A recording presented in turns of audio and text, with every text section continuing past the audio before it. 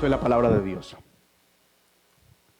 Guarda tus pasos cuando vas a la casa de Dios y acércate a escuchar en vez de ofrecer sacrificio de los necios, porque estos no saben que hacen mal. No te des prisa en hablar, ni se apresure tu corazón a proferir palabra delante de Dios, porque Dios está en el cielo y tú en la tierra. Por tanto, sean pocas tus palabras, porque el sueño viene de la mucha tarea, y la voz del necio de las muchas palabras. Cuando haces un voto a Dios, no tardes en cumplirlo, porque Él no se deleita en los necios. El voto que haces, cúmplelo. Es mejor que no hagas votos a que hagas votos y no los cumplas. No permitas que tu boca te haga pecar y no digas delante del mensajero de Dios que fue un error. ¿Por qué ha de enojarse Dios a causa de tu voz y destruir la obra de tus manos? Porque en los muchos sueños y en las muchas palabras hay vanidades. Tú, sin embargo, teme a Dios. Esto es la palabra de Dios, mis amados hermanos. ¿Te has preguntado alguna vez por qué estás aquí hoy, domingo por la mañana, y no en otro lugar? ¿Cuál es la razón por la que cantas como lo haces o te sientas a escuchar la predicación con la disposición que tienes ahora? ¿Te has preguntado honestamente por qué tu adoración a Dios es tan relacionada con prácticas que en principio parecen tan repetitivas? O sea, ir, sentarse, pararse, alzar las manos, cantar, sentarse, pararse. Y hago estas preguntas con la firme intención de poner en sus mentes una inquietud genuina. ¿Qué tan rutinario es para ustedes? ¿Qué tanto de ritual hay en esta religión o qué tanto de genuino y verdadero? La superficialidad es el mayor enemigo de la adoración genuina y estamos expuestos al peligro constante de convertir nuestra devoción en un ritualismo frío o, en el peor de los casos, en un sistema en el que si hago ciertas cosas durante ciertos momentos en el culto, entonces voy a obtener el favor de Dios. No son pocas las personas que han caído en esta trampa. Y debo decirlo, podría incluirme dentro de ese grupo de personas en muchas ocasiones. La trampa de la superficialidad. Si voy a la iglesia, si doy mis ofrendas, si oro con tales o cuales palabras, si me paro, si me siento, si aplaudo, si canto, si me comporto de tal forma, entonces podré recibir la bendición de Dios y su favor. Pero no hay nada en ello genuino. No hay un compromiso de adorar en verdad, una relación con Dios basada en temerle a Él por lo que Él es, sino que estamos haciendo algo que se nos ha convertido en mecánico, rutinario. Esa es la trampa de perder de vista que el culto se trata de la adoración que hombres mortales, finitos y pecadores le dan al Dios creador de todo el universo, eterno, a través del cual todas las cosas existen y por medio de las verdades que Él ha prescrito. Eso es el culto. Adoración de pecadores mortales a un Dios infinito a través de los medios que Él mismo ha prescrito. Hemos llegado, mis hermanos, a una parte importante de nuestro recorrido por el libro de Eclesiastés. Después de ser confrontado con el hecho de que tener sabiduría, esa que adquirió en el capítulo 3, cuando entendió que todo tiene su tiempo debajo del sol, no resuelve los problemas de la vida y que hay que lidiar con ellos con sabiduría, ahora vemos una versión del predicador más orientada a la sabiduría y al consejo. Este predicador se da cuenta de que entender todo no resuelve todo, que la vida debajo del sol sigue teniendo retos, que hay cosas que siguen siendo vanas, que siguen supeditadas o debajo de la vanidad de la vida. Así que se necesita una regla para vivir sabiamente, se necesita una forma en la que podamos hacer cosas de manera sabia que glorifiquen a Dios y que estén por encima de esa vanidad. Así que a partir de este momento, en el capítulo 5, iniciamos un nuevo bloque, por así decirlo, una nueva versión, una nueva sección del libro que hemos llamado, por supuesto, Consejo, y que va hasta el capítulo 9, siendo cada vez más profundo, aunque viendo también cada vez más de cerca la vulnerabilidad de la vida. Una de las cosas que uno experimenta cuando lee el libro de Eclesiastés es que le da la sensación de que da mucha vuelta y que parece que el predicador vuelve al tema otra vez y vuelve al tema otra vez y vuelve al tema otra vez y uno dice, pero bueno, ¿cuándo es que esto va a progresar?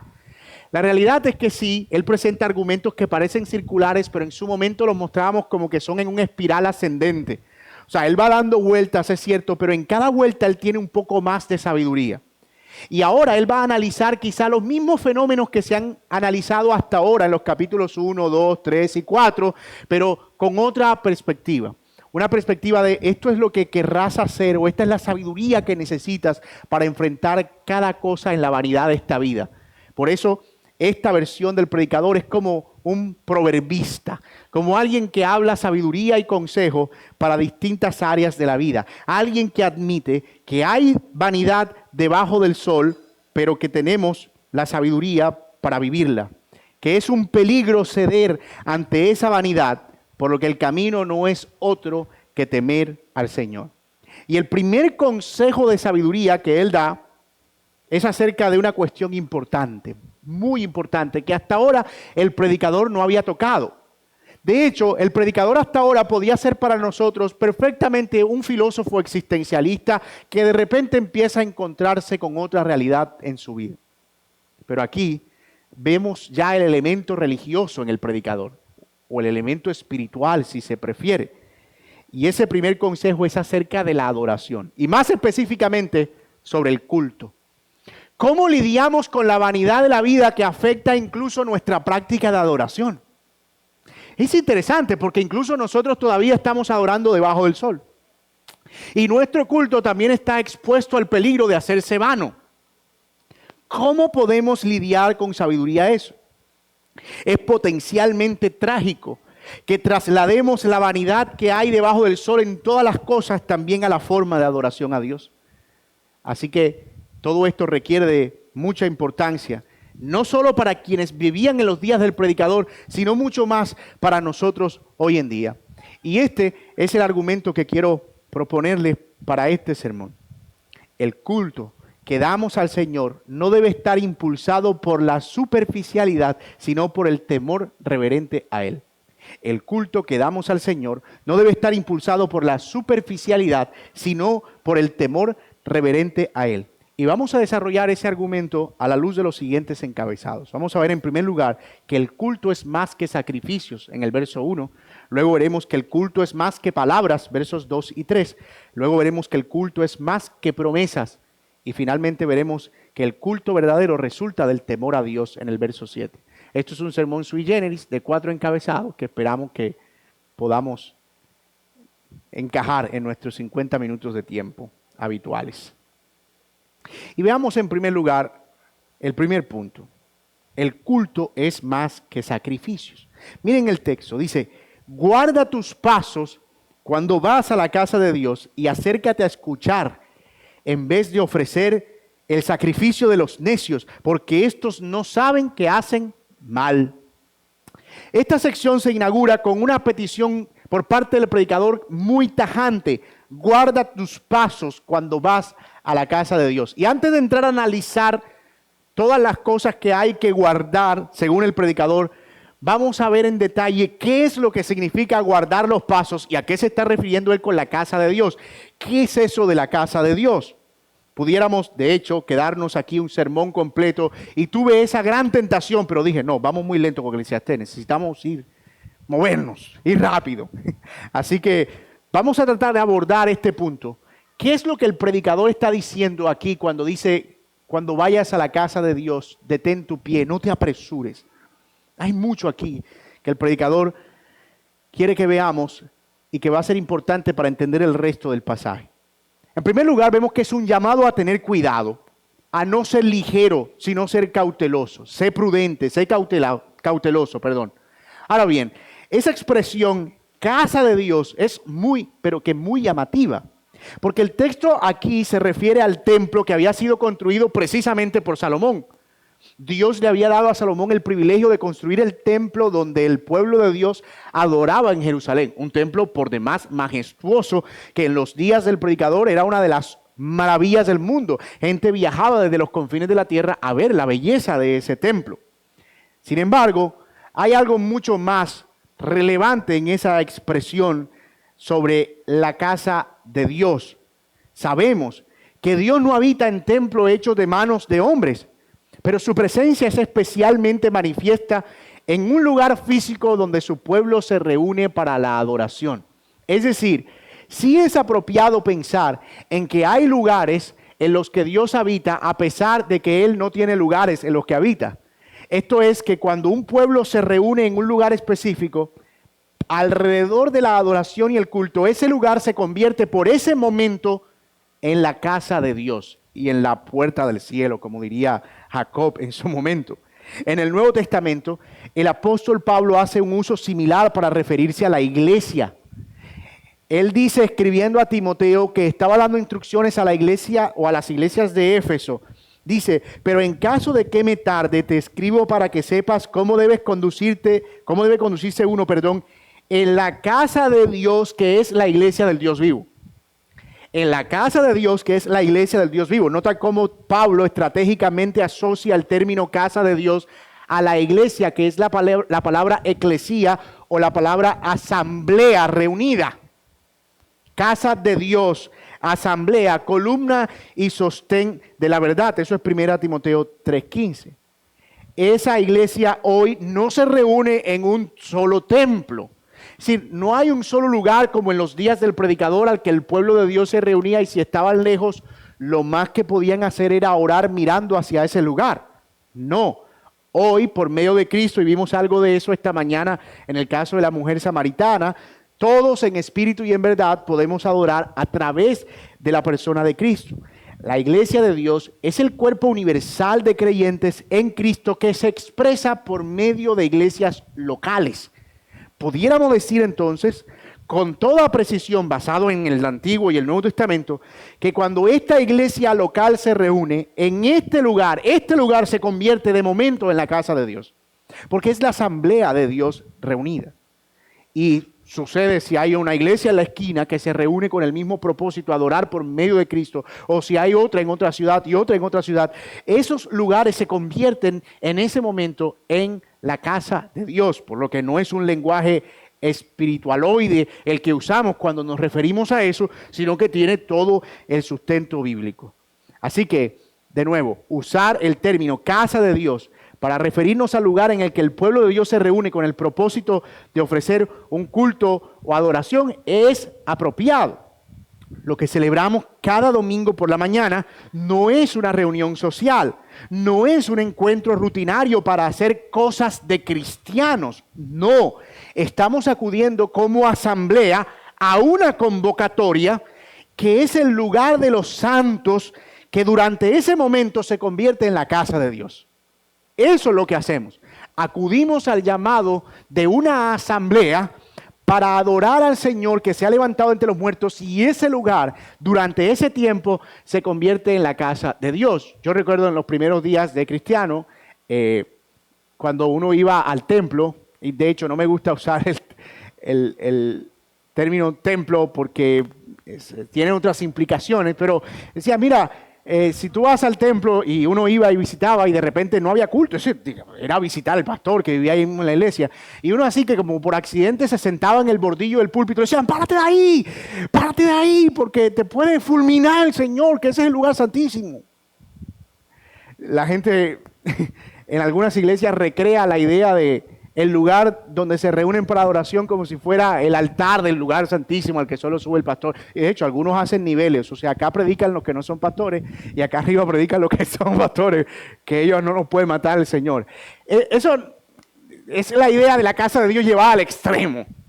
Lo cierto es que cuando esta asamblea termina, este lugar es un patio con un techo, donde hace calor.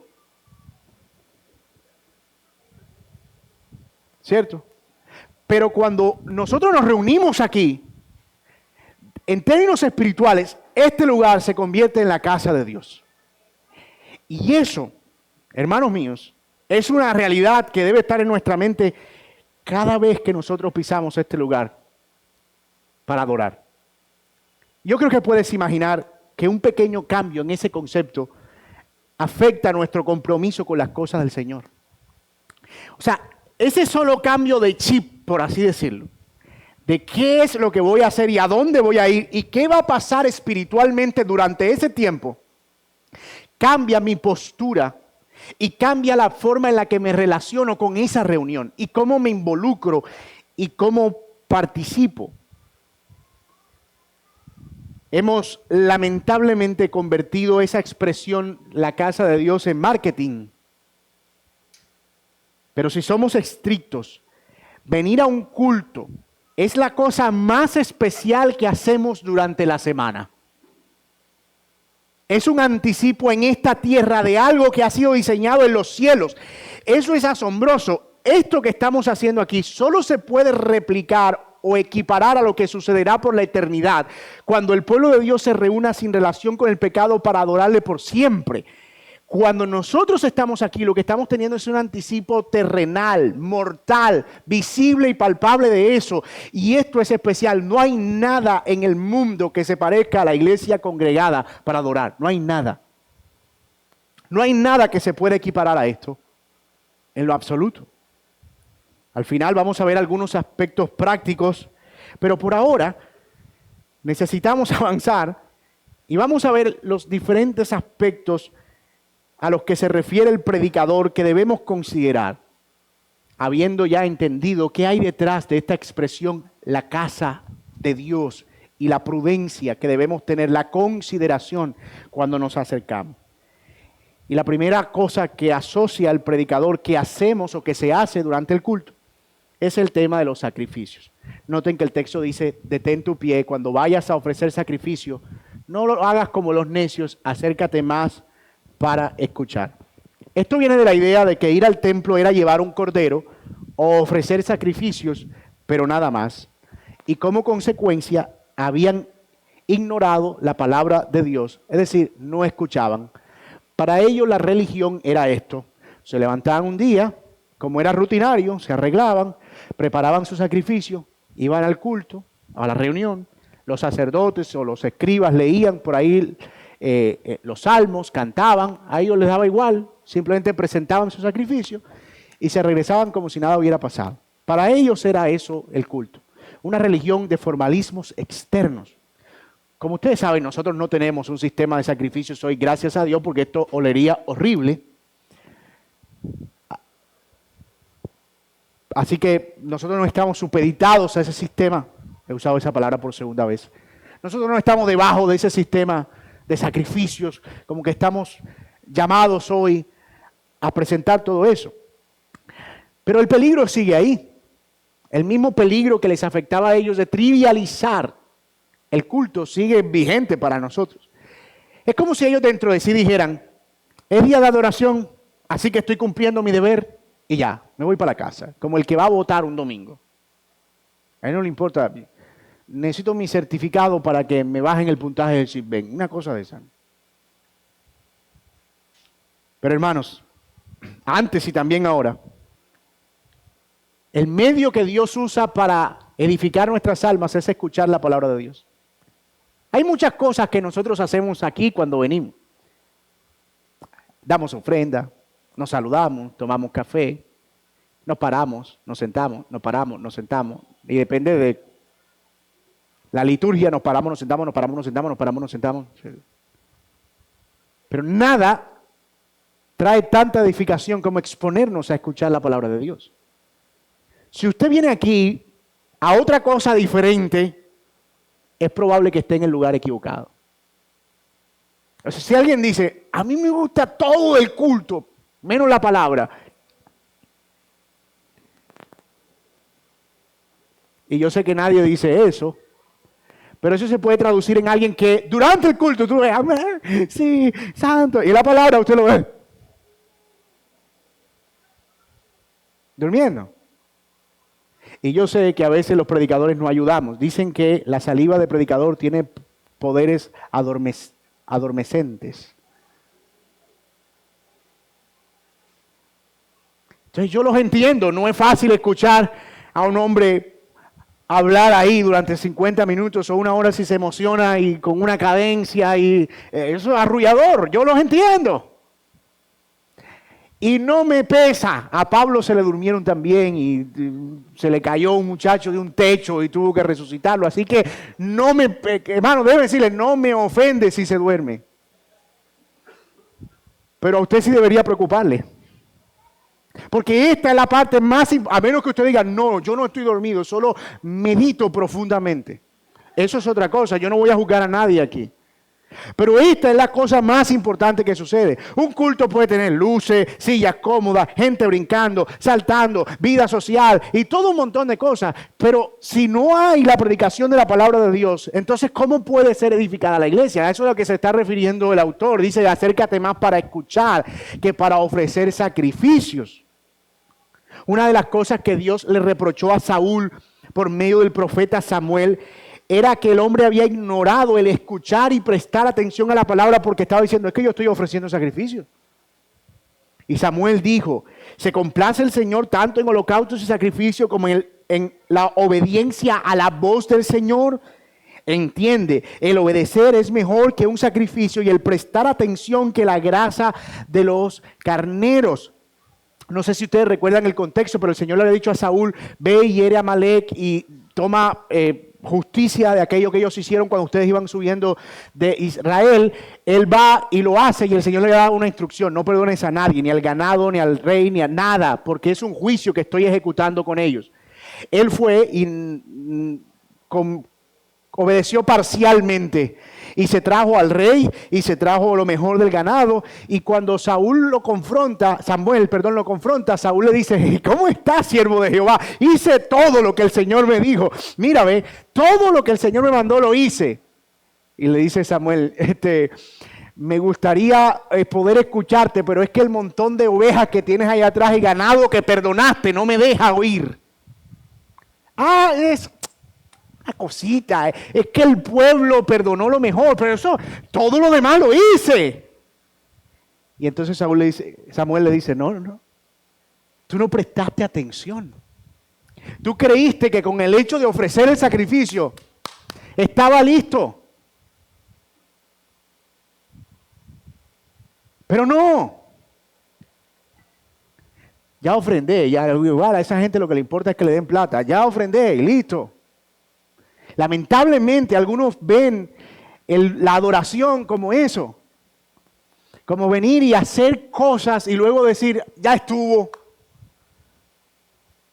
Pero Dios está hablando por medio de su palabra, cuando su palabra es predicada o expuesta. Y eso no puede ser ignorado. Una persona puede ver una maratón de una serie de horas en Netflix sin problema, sin dormirse, de hecho, forzándose a estar despierto. Pero le pones tú un sermón de 45 minutos y no puede. Eso no es inocente. Es, si quiere verse así, una guerra espiritual. Y yo sé que usted lo ha reflexionado de esa manera. Oye, yo me veo 2 horas del noticiero, de 2:30 a 2:30, con farándula y todo, y no me duermo. Pero me ponen una prédica y el ojo me lo tengo que estar agarrando para arriba. Tiene que haber algún misterio. Es impresentable e inconcebible que alguien que está sentado, que se dispuso a estar aquí para ser edificado y dar adoración a Dios, no pueda permanecer durante unos minutos sin ver lo que se está perdiendo en las redes sociales, por ejemplo. Hermanos, el trabajo del diablo es robar la semilla. Mi prueba para eso es la parábola del sembrador. Un sembrador salió a sembrar y parte de la semilla cayó junto al camino y vinieron las aves del cielo, que en el contexto son el diablo, el Señor explicando la palabra, y se robaron la semilla. Y nosotros a veces le hacemos ese trabajo al diablo facilito. El de robar la semilla. Hey, diablo, hay una semilla aquí, si quieres ven y róbatela. ¿Sabes lo difícil que es conectar un sermón a veces? O sea, especialmente si es de Eclesiastés. Y uno se perdió una idea y ya después está como, ¿dónde era? ¿Qué era lo que le estaba diciendo? ¿Que Ageo qué? No, Eclesiastés. Requiere, yo sé, de un esfuerzo mental también, de escuchar con atención y de algunos yo sé que se apoyan tomando notas y en parte por eso nosotros hacemos el trabajo de rotular los encabezados para que usted sepa dónde vamos y vea el progreso del sermón. Pero requiere, hermano, que nosotros escuchemos con atención. Debemos pedirle a Dios que nos ayude a ser oidores activos de la palabra, orar para que Él nos hable, que prepare nuestro corazón y que prepare nuestro entendimiento, ser intencional en eso. Señor, tu palabra es viva y eficaz y yo quiero que tú me hables. Ayúdame a ser humilde, ayúdame a estar atento, ayúdame a escuchar, edifica mi corazón. Una de las razones por las que como iglesia, por ejemplo, decidimos que los niños estuvieran durante la predicación es que queremos que ellos se acostumbren a oír la palabra de Dios. Yo no tengo ningún problema con la gente que saca a los niños durante la prédica, pero en algún momento se van a tener que acostumbrar. Y a veces es la razón por la que el adolescente, después que sale de la escuela de niños, viene al sermón y usted lo ve así. No se duerme, pero está así. Y si usa con capucha, para atrás, así. O se la pone. Porque no está familiarizado. Porque le cuesta. Ellos están siendo bombardeados todo el tiempo por la necesidad de ser entretenidos. Y el tiempo que dedican a prestar atención es cada vez menor. Cada vez la capacidad de un niño de escuchar con atención es menor. Pero no debemos conformarnos con el desenlace trágico de perder a nuestros hijos solo porque es normal que ellos no entiendan ni escuchen. Sí escuchan. Se lo aseguro que escuchan. Y se lo aseguro que entienden. Más de lo que usted cree. Ese es nuestro trabajo como padres. He oído de muchos padres que después de que sus hijos se apartan del Señor se preguntan, ¿pero en qué momento? Si Él iba conmigo a todos los cultos, todos los domingos. Sí, pero no estaba en el culto. Porque en efecto, ir a la reunión dominical y participar en el culto son dos cosas muy diferentes. Venir el domingo y estar en el culto son dos cosas muy diferentes. Pero ellos no van a aprender de domingo a domingo. Eso se trabaja mayormente en casa. Y por eso estimulamos también a los padres a tener devoción familiar, a sentarse con sus hijos, a enseñarles la palabra y que puedan familiarizarse con la palabra, de compartir la palabra de Dios con ellos siempre que tengan la oportunidad, andando por el camino, como dice Deuteronomio, al entrar, al salir. Tus ofrendas, tu tiempo o cualquier otro sacrificio que estés haciendo para estar en cada servicio es infructuoso si no va acompañado de escuchar la voz de Dios y atenderla. Así que no te engañes a ti mismo. Evalúa eso y arrepiéntete. Evalúalo y arrepiéntete. Pero hay una segunda advertencia del predicador. Y si esta tiene que ver con escuchar, la que sigue tiene que ver con hablar. Noten los versículos 2 y 3. No te des prisa en hablar. Si se apresura tu corazón a proferir palabras delante de Dios, porque Dios está en el cielo y tú en la tierra. Por tanto, sean pocas tus palabras. No te des prisa a hablar. Mientras para algunos el culto es sobre hacer cosas y nada más, ya, yo, ya. Para otros el culto es decir muchas cosas y ya. Puede que aquí el predicador se refiera a las muchas palabrerías que podían acompañar ciertas oraciones, como si tuviéramos que impresionar a Dios. Y esto tiene que ver con lo apresurados que podemos ser a hacer promesas, de ello vamos a hablar más adelante, o compromisos que luego no podemos cumplir. Pero en un caso mucho más práctico, podríamos decir cantar por cantar, sin meditar o reflexionar en lo que estamos cantando. Además de eso, esto también es una advertencia en contra de ese lenguaje aparentemente espiritual, pero carente de sustancia, que es solo lingo evangélico. Varón, gloria a Dios, alabado. Sí, ese lenguaje de, si lo quieren más reformado, para la gloria de Dios, intencionalmente meditando. Sí, como estoy batallando, es ese lenguaje que nos aprendemos que nos resulta tan conveniente muchas veces. Pero no es un uso consciente de cada verdad que se proclama. Y el Señor mismo advirtió sobre esto cuando dijo en Mateo 6, cuando ores, no seas como los hipócritas, porque ellos aman el orar en pie en las sinagogas y en las esquinas de las calles para ser vistos de los hombres. De cierto les digo que ya tienen su recompensa. Mas tú cuando ores, entra en tu aposento y cerrada la puerta, ora a tu Padre que está en secreto, y tu Padre que está en secreto te recompensará en público. Y orando, no uses vanas repeticiones, como los gentiles que piensan que por su palabrería serán oídos. No se hagan semejantes a ellos, porque su Padre sabe de qué cosa tienen necesidad antes de que la pidan. Y aunque tiene que ver con la oración, tiene que ver con la práctica religiosa, con la adoración. En la parábola del fariseo y el publicano, no sé si la recuerdan, Lucas 18, del 9 al 14, había un fariseo que hablaba consigo mismo diciendo, te doy gracias porque yo doy diezmo de todo lo que gano, yo sí me congrego, yo sí hago oraciones, ayuno 2 veces a la semana, no soy como ese pecador que está allá en la esquina. Y en la esquina estaba el pecador con la cabeza agacha que no podía ni hablar diciendo, sé propicio a mí que soy un pecador. Y dice, Señor, de cierto te digo que ese que ni habló se fue a su casa justificado, que ese bocón que habló demasiado y no alcanzó absolutamente nada. Porque el Señor conoce los corazones. Al Señor no vamos a impresionarlo con nada, mis hermanos. Al Señor no lo vamos a impresionar. A Dios no tenemos que demostrarle nada, porque Él ya lo sabe todo. Nuestra palabrería podrá impresionar a los hombres, pero a Dios no. Eso es como cuando uno escucha al hijo echando embuste. ¿Nunca le ha pasado? Los niños llegan a una edad en que el pecado de la mentira se les vuelve a flor de piel. Entonces tú los oyes hablando con otros niños. Ay, si supieras que yo esto... Y uno lo está escuchando y uno está... Oye, impresionante. Increíble. Porque uno sabe que yo me levanto todas las mañanas, arreglo mi cama, la atiendo, tienes que ir, todo está perfectamente en orden. Y uno como que quiere intervenir. A veces nos vemos así con el Señor. Tratamos de usar ese lenguaje parafernalio para, no sé, impresionar. ¿A quién? ¿A qué? Ahora, hay una tercera área en la que el predicador habla de sabiduría para conducirse a la casa de Dios, y es cuidar nuestros votos, lo que nos lleva al tercer encabezado. El culto es más que promesas.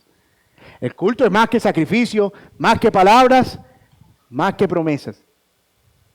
Los votos o las promesas ocupaban un lugar muy importante en la vida del pueblo de Dios en el Antiguo Testamento. Además de ser una formalidad, eran compromisos sagrados. Esa gente se tomaba muy en serio eso porque involucraban el nombre y la honra de Dios. Jacob, por ejemplo, hizo voto de dar diezmos de todo si el Señor lo protegía en su viaje. Ana hizo votos de que iba a consagrar a su hijo Samuel después. Eso era un voto impresionante. No podía tener hijos. Y digo, si me das uno lo consagro, o sea, me desprendo de... Era un voto tremendo. No sé si se acuerdan del de Jefté, que hizo un voto y dice, el primero que salga a recibírmelo. Y luego tenía que cumplir el voto.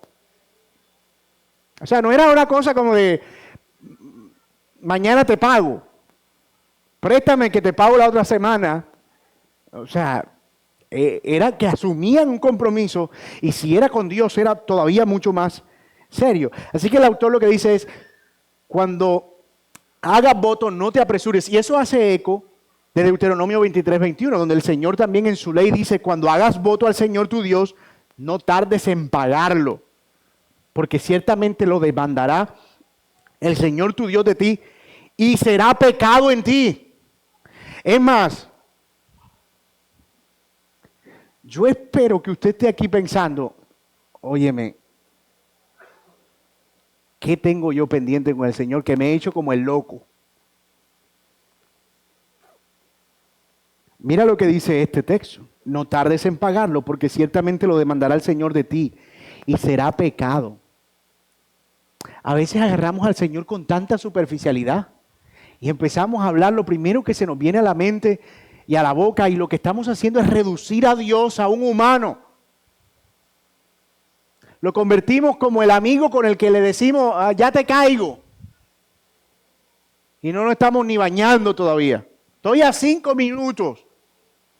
Y apenas nos estamos dando cuenta que teníamos una reunión.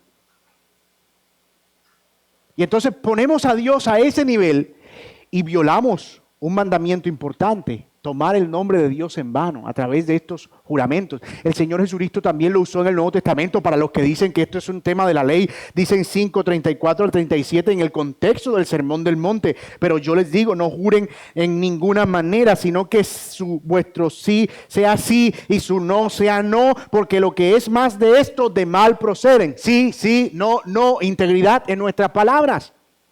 Cristo estaba señalando que nuestra palabra debía ser confiable, que no necesitamos estar haciendo votos para que otros nos crean. Pero hay un texto todavía mucho más significativo en la era de la iglesia. En Hechos 5, la historia de Ananías y Zafira, bien interesante. ¿Se acuerdan de Ananías y Zafira? Hechos capítulo 5. La iglesia era una, había mucha gente que había venido de prosélitos y se habían quedado en Jerusalén, y muchas de ellas viudas, desamparadas. Y la iglesia lo que hacía era proveer entre ellos para las necesidades de los que más tenían necesidad. Y había un hermano llamado Bernabé que vendió una finca y la dio toda. Y la gente, wow, qué sorprendente. Ananías y Zafira, que eran miembros de la iglesia, vieron eso y dijeron, que así es que se hace uno famoso. Bueno, tú sabes que nosotros tenemos una tierra por allá, vamos a venderla. Nos están dando 100 millones por eso, pero vamos a decir que la vendimos en 50. Damos los 50 y así vamos a dar más que Bernabé, porque él lo que dio fueron 25. 50 es más que 25. Así nos quedamos con la alabanza y nos quedamos con 50. Negocio redondo. Así que un día llegan delante de Pedro y le dicen, Pedro, vendimos la tierrita que teníamos por allá. ¿Cuántos? 50 millones. Y aquí lo traímos todos, todo, porque es que nosotros no somos pegados de nada, nosotros somos gente desprendida. Todo para el servicio al Señor, 50 millones. Estoy usando cifras solamente para que nos hagamos una idea, ¿no? Y Pedro agarró aire, ¿no? ¿Por qué se pusieron de acuerdo para mentirle a quién? Al Espíritu Santo. Y es más, Pedro le dice a ellos con un tono que yo puedo leerlo como de lamento: pues esa plata era de ustedes, nadie se la estaba pidiendo. Si la vendían y se quedaban con eso, eso no está mal, porque eso es de ustedes. Esto no es una comunidad socialista en la que tú tenías que vender y estabas obligado a traer. Esto era voluntario. Pero ¿por qué pusieron esa maldad en su corazón? ¡Pum! Muertos enseguida. ¿Tú te imaginas donde el Señor se matara a unos 2 o 3 hoy en día?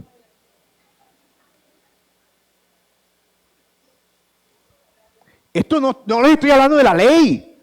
Le estoy hablando de la iglesia del Nuevo Testamento. Porque Dios estaba mostrándole al pueblo que su nombre es santo y que nadie puede jugar con Dios. Y por eso el autor dice, si haces un voto, cúmplelo. Mejor es que no prometas nada, porque nadie te está obligando a que prometas nada. A que prometas y no cumplas. Y aplica para cualquier tipo de promesa, pero las de Dios son muy serias. Hay gente a veces rapidísima para hacer... Yo te doy cuenta con eso. Así, rápido. Nadie le está diciendo que... Pero se enlazan. Y después están... ¿Para qué dije nada?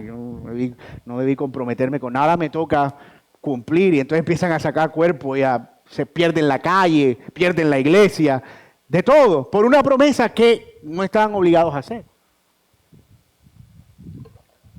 Y fíjate lo que dice el libro de los Hechos. Ustedes no han mentido a los hombres, sino a ¿quién? A Dios. De toda palabra que nosotros hablemos, daremos cuenta en el día del juicio. Y aunque tiene que ver ese texto con los fariseos que estaban acusando a Jesús de ser Belcebú, lo que nos muestra es que el Señor está atento a cada una de nuestras palabras, que Él las atiende. Ahora, ¿qué tipo de votos hacemos nosotros hoy que caen bajo esta advertencia del predicador que ya probamos que está vigente por las mismas palabras del Señor Jesucristo? Pensemos en esas promesas que hacemos en momentos de crisis. Señor, si me sanas, no vuelvo a tocar una botella de alcohol. Si me das ese trabajo, te serviré en la iglesia todo lo que no pelaré un domingo. Si yo libro este examen que tengo, Señor, leeré la Biblia todos los días. ¿Está bien? Por demás está decir que deberías hacer esas cosas sin hacer ningún tipo de chantaje, ¿no? Uno no necesita un voto para hacer eso. Pero a veces pensamos que es como, Señor, te voy a hacer un favor. Mira, estoy tan sobrado hoy que voy a leer la Biblia si me das esto. Estoy votado, aprovéchame. Dijo, perdón. O sea, tú debes hacer eso. O esos compromisos emocionales que hacemos a veces después de experiencias espirituales intensas, un campamento, una conferencia. Tú sabes, cuando uno va a una conferencia está, nunca lo había visto de esa manera. ¡Wow! Impresionante, increíble. La conferencia era sobre misiones. De aquí salgo a evangelizar a toda la familia. Era la conferencia sobre oración. 2 horas diarias voy a orar de ahora en adelante. Nunca más voy a pecar, dicen algunos un poco más arriesgados, ¿no? Eso es osadía ya. Nunca más voy a pecar. Esos votos nacen de buenas intenciones. Nadie está haciendo ese voto porque quiere jugar con Dios. Realmente hay un deseo genuino de querer hacer algo. Pero hermano, frecuentemente se hacen sin contar el costo real de cumplirlo. Y terminan siendo una violación al mandamiento de tomar el nombre de Dios en vano, de manera ligera. Está muy de moda esto de hacer resoluciones de fin de año. Usted lo ha visto, ¿no? El 31 de diciembre la gente saca una lista. Resoluciones de fin de año. Y la hacen para muchas. Voy a beber 5 litros de agua al día, no voy a comer azúcar, adiós a la Coca-Cola, nunca más carbohidratos, o sea. Pero hay quienes lo hacen en términos espirituales. Y eso llega lo que dura la gana de ir al gimnasio. Febrero ya arañando uno por ahí el compromiso de vez en cuando. Hay que tener mucho cuidado con eso, mis hermanos. Mucho cuidado con eso. Debemos tomar a Dios en serio porque Él no tendrá por inocente al culpable. Mira lo que dice el Salmo 76:11. Hagan votos ustedes al Señor su Dios y cúmplanlos. Todos los que están alrededor de Él traigan presentes al que se debe ser temido. Números 32. Cuando alguno hiciere voto al Señor o hiciere juramento ligando su alma con obligación, no quebrantará su palabra. Hará conforme a todo lo que salió de su boca. La integridad de nuestra palabra ante Dios no es negociable. Él prefiere nuestra honestidad sobre nuestras debilidades que promesas grandiosas de cosas que queremos hacer o deseamos hacer. Nuestra sinceridad sobre nuestros votos emotivos. Es mejor ser honestos sobre nuestras limitaciones y crecer gradualmente en nuestra devoción que hacer promesas espectaculares que sabemos que no podemos cumplir. Dios honra la fidelidad consistente más que las promesas que se hacen de manera precipitada. Fidelidad consistente versus promesas precipitadas. Porque es nuestra costumbre tratar de resolver todo con un ya. No te preocupes, yo hago eso en 2 días, pero tuviste un mes para hacerlo.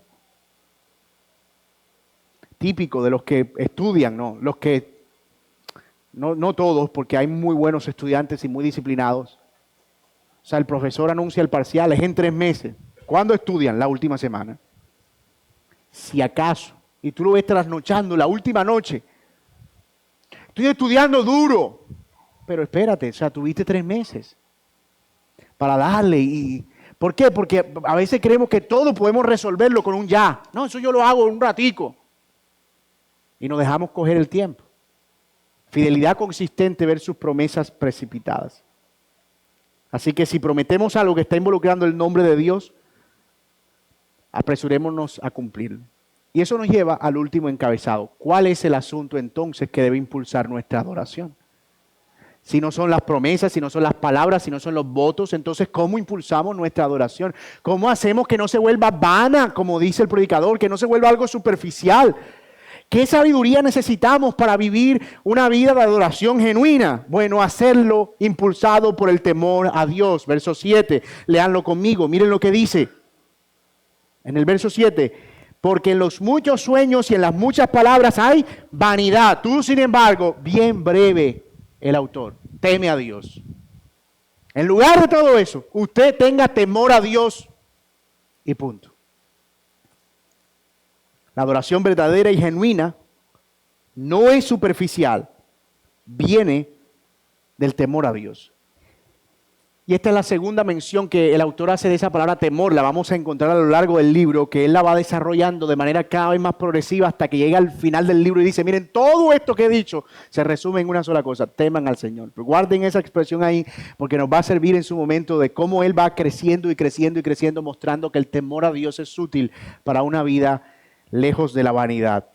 Y aquí el temor a Dios no es necesariamente miedo, sino honra, respeto, una conciencia permanente de quién es Él, de que estamos delante del Creador de todo lo que existe. Es una idea infinita, gloriosa, grande, temor a Dios, reverencia a Él. Nuestra adoración debe ser impulsada por un profundo sentido de reverencia.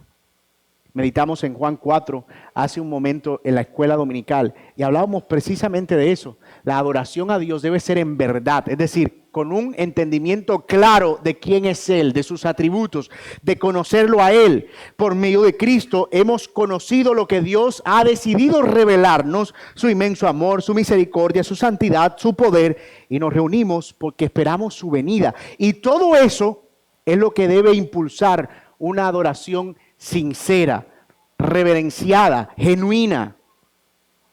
Adorar a Dios en verdad es adorarlo basado en lo que sabemos que Él es. Y eso tiene implicaciones para nosotros hoy y también para la forma en la que nos reunimos alrededor del culto para adorar. Nadie, si tiene temor de Dios, debe tomar el culto con ligereza. Nadie. No estamos diciendo que esto debe ser un paseo de solemnidad, que todos deben entrar al salón así y sentarse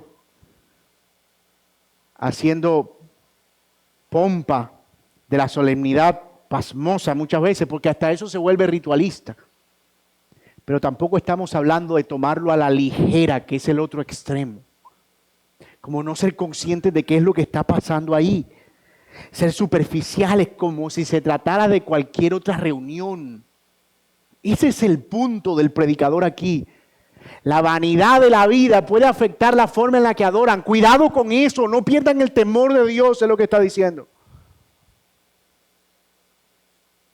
Lamentablemente, hay quienes comunican con mucha tristeza que es igual para ellos estar en un culto que en una reunión de amigos. Y eso es un error fatal. Pues esto no es una reunión de amigos. Ni siquiera una reunión de hermanos. Es una asamblea y tiene unos efectos formales. Es por eso que la cena nosotros no la tomamos fuera de la asamblea reunido. Cuando se reúnen como iglesia hay algo espiritual que está sucediendo. Es el pueblo convocado. Cada vez que Dios quiso hacer algo con su pueblo, lo mandó a llamar a una reunión, a concentrarse. Él pudo enviarle un mensaje, una carta a cada uno, pero no lo hizo. Porque hay un efecto espiritual en el pueblo congregado. Algo que sucede cuando la asamblea se reúne. Nadie debería, por lo tanto, normalizar llegar fuera del tiempo. Porque estamos acudiendo a eso, a una convocatoria, y en eso quiero ser cuidadoso. Yo entiendo que el Señor nos ha traído algo que es muy importante para el contexto de nuestra iglesia local en este momento. Y yo quiero cuidarme de no forzar el texto para que diga lo que no dice. Pero permítame hacer algunas relaciones para probar este punto.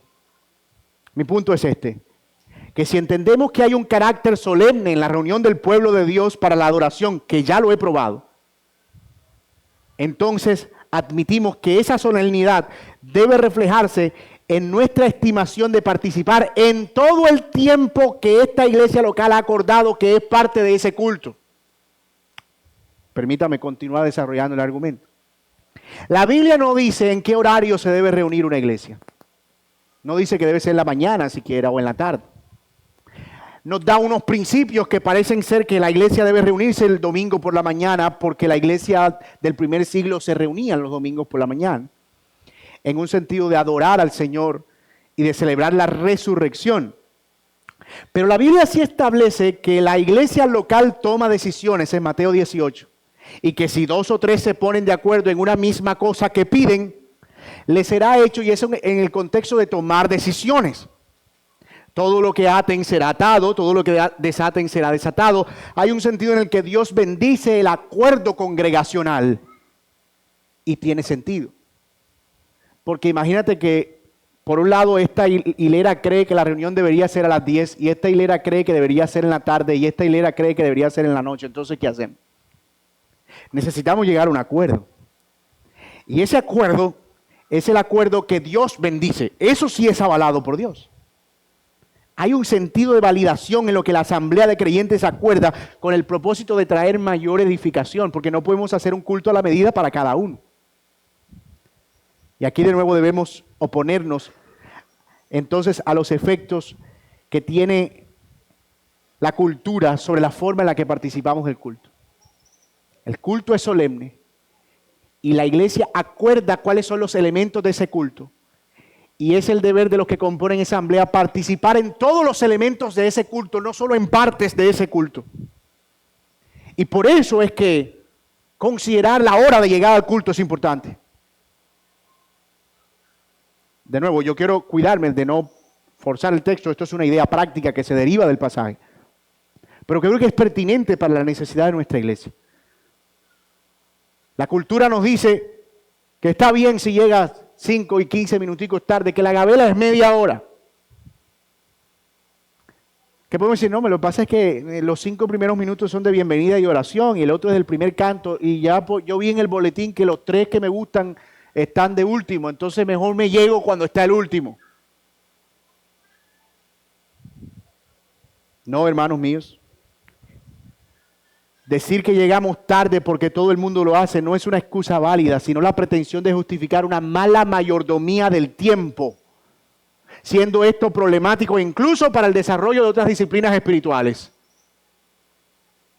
No sé si usted se ha dado cuenta, pero eso está comunicando algo de nosotros. No podemos normalizar eso. No hay forma de normalizarlo. Porque si algo que es tan importante para nosotros no lo estamos tomando en serio, uno se pregunta, ¿y cómo tomas las otras cosas que están debajo en importancia? Así que tener cuidado al ir a la casa de Dios implica considerar aspectos que nos pueden parecer insignificantes, pero si entendemos lo que significa la reunión de los santos, cobra otra connotación, y eso es lo que pretendo probar, y yo lo que quiero y espero que podamos asimilar. Tomar al Señor también es considerar una postura reverente. Cuidar nuestra forma de vestir con el propósito de no convertir el culto en una pasarela de exhibición, sino en reflejar externamente la compostura y el orden interior.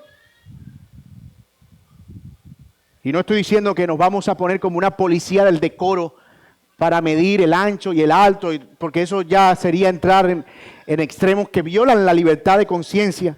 Pero el decoro es una respuesta al respeto que el Señor merece y también el resto de hermanos de la congregación.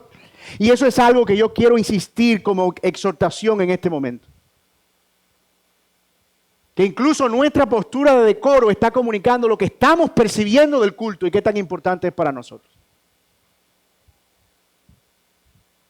La gente tiene códigos de vestimenta para todo. Por eso nadie va en bikini a la oficina del Palacio Municipal. De hecho, no sé si sea válido todavía, pero en mi pueblo a las personas no las dejaban entrar en minifalda a la sala de urgencia. No sé si todavía eso no se puede. Se decía que por una razón bioética, pero había una enfermera muy querida en el pueblo que decía que eso no era por seguridad, eso era por respeto a los médicos. Ellos están haciendo su trabajo, decía ella. Pero entonces, ¿por qué pensar que estar aquí, eso no es importante? Hasta esos elementos yo debo incluirlo en, voy a ir a adorar, voy a reunirme, este es el momento de la asamblea, así como cuando me invitan a un matrimonio, lo primero que pienso antes del regalo, entonces, óyeme, ¿qué me pongo? Tengo el vestido que usé en el matrimonio de fulana en el 93 y tengo los zapatos que me compré el año pasado, ahí medio. Pero uno lo primero que piensa es cómo voy vestido. Nadie se ofende porque en una tarjeta de matrimonio dice código de vestimenta tal cosa. Nada, salen y compran el código de vestimenta cueste lo que cueste. Nadie manda una casa, ¿sabes qué? Yo no voy a ir porque yo quiero ir en tenis y en bermuda. Así que no voy a ir a tu matrimonio. Nadie lo reprocha. Se compra su smoking y su corbatín y se van a su reunión. Nosotros no tenemos un código de vestimenta explícito, pero hermanos, hay unas reglas de decoro. Estudiamos 1 Timoteo, tenemos un sermón en nuestra serie de Timoteo en el capítulo 2 acerca de por qué es importante en este caso que las hermanas y también los hermanos consideren la forma en la que están vistiendo para estar al culto. El Señor merece respeto, consideración, el culto merece consideración y también los hermanos. Así que cuando estés pensando en qué ropa usar, piensa en cómo encaja esto en algo que da gloria a Dios, cómo muestra respeto y honra que el Señor merece. Y luego piensa en el resto de hermanos, qué está comunicando a los demás hermanos. Eso es lo que significa poner los intereses de los otros primero que los nuestros, pero sobre todo la honra al Señor, sobre todo. Temer al Señor también implica involucrarse en los elementos del culto y participar de ellos conforme haya oportunidad, evitando distracciones o ser alguien que distrae a otros o que llama la atención sobre sí mismos.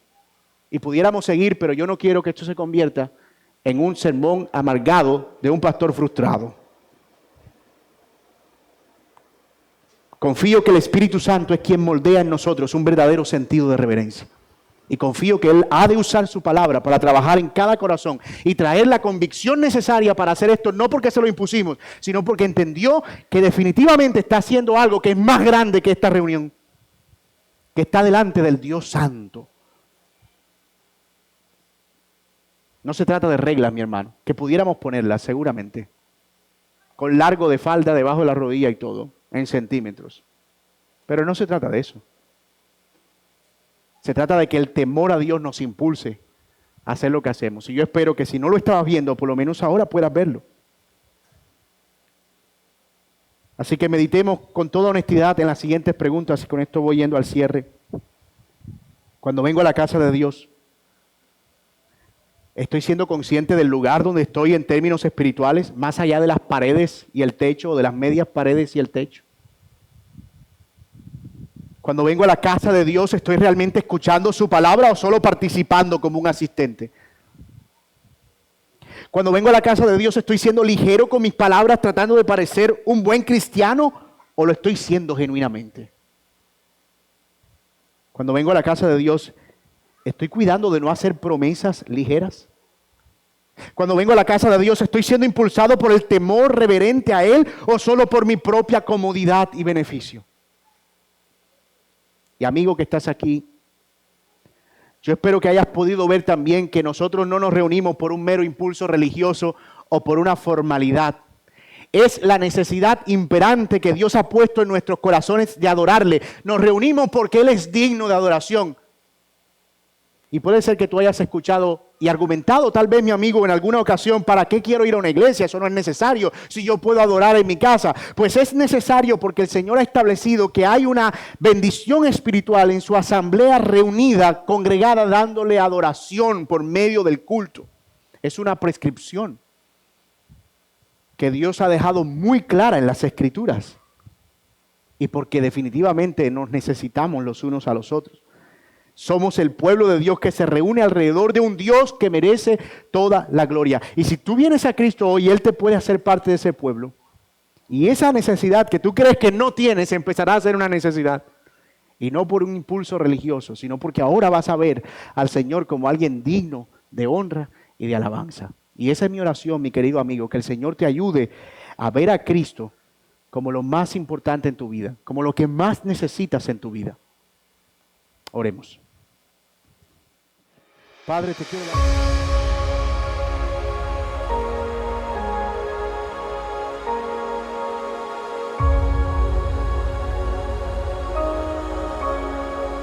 Y porque nos habla de manera directa.